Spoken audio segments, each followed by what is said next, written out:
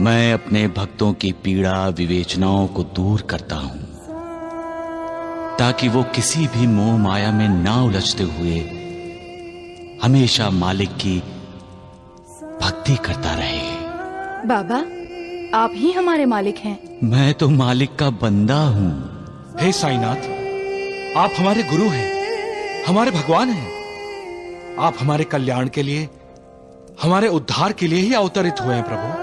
मैं यहां सबको करुणा देने आया हूं, सबका मार्गदर्शन करने आया हूं सगुण। शत्रुओं को मित्र बनाने आया हूं और दुष्टों को सष्ट बनाने आया हूं। एक दूसरे से ईर्ष्या किए बिना एक दूसरे का साथ देते हुए जिंदगी जीने की शिक्षा देने आया हूं। मालिक तो हर प्राणी मात्र में समाया है, ये जानकर हर किसी का आदर सम्मान करो, किसी से भी नफरत न करो, ये समझाने आया हूं मैं। इंसानियत सबसे बड़ा धर्म है, ये मैं बार बार कहते आया हूं, क्योंकि हम सबका मालिक एक है। बाबा, आपकी भक्ति करना, आपका स्मरण करना ही जिंदगी और मौत की पहली हल करना है बाबा। नानावली, जो मेरा स्मरण करता है उसकी हमेशा मुझे याद रहती है, और जब मेरे भक्त मुझे पुकारते हैं तो मैं उनकी सहायता के लिए तुरंत पहुंचता हूं। धन्य है हमारी आंखें जो सदा सर्वदा आपके दर्शन करती हैं। धन्य है हमारे कान जो हमेशा आपके गुणगान सुनते हैं। धन्य है हमारा मुख जो हमेशा आपके नाम का स्मरण करता है। आप ही हमारे राम हैं, आप ही हमारे कृष्ण, आप ही हमारे विठोबा हैं, और आप ही हमारे महादेव शिव शंकर हैं। क्रोध की बारिश भी हो रही माँ। उन दोनों से बचने के लिए एक बेटा माँ के पल्लू का आसरा चाहता है। लोगों की भलाई के लिए मालिक जिसे यहां भेजता है वो तो लोगों की भलाई ही करता है। लोग ये बात क्यों नहीं समझते मां, कि जिन पर उनको विश्वास करना चाहिए उन पर अविश्वास जताते हैं। लेकिन तुम लोगों को ऐसा मौका देते ही क्यों हो? जिसे आप मौका कह रही हैं मां, ऐसे मौके हर किसी की जिंदगी में आते ही रहते हैं। मालिक मेरे साथ उनका भी इम्तिहान लेता रहता है। ऐसे समय में श्रद्धा और भक्ति विश्वास के साथ दांव पर लग जाती है। दिल में शक का सांप फन निकालते हुए कुंडली मार कर बैठ जाता है, और जब श्रद्धा और विश्वास डोल जाता है तब भक्ति कलंकित हो जाती है। लेकिन लोगों के मन में जो सवाल उठते हैं उसका जवाब तो देना ही होगा ना। महालसापति का बेटा जब छोटी सी जिंदगी जीकर चला गया तब महालसापति ने किसी से जवाब मांगा था मां? नहीं, किसी से नहीं।